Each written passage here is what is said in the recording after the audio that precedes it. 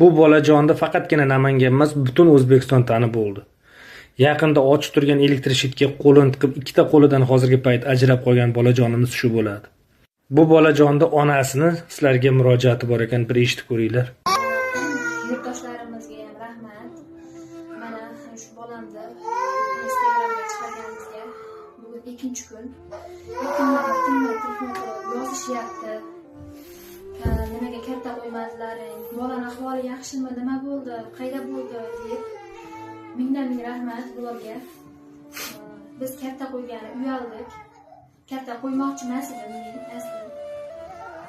Bular qo'yinglar deb yozib, telefon telegramlarga telefon xo'jayinimning nomerini qo'ygandik. 94-407-29-94 qo'ygandik. Unga tinmay telefon qilishyapti. Menga yozishyapti, lekin men ularga javob qaytargan vaqtim bo'lmayapti. Bola bilan nali bo'lib va sud ketyapti, sud ishlari bilan. Shuning uchun men bugun sizlarga aytganlarim uchun kartani qo'yaman. Bu o'zimning kartam. Fayzbek va Tursunoy bo'lib chiqadi.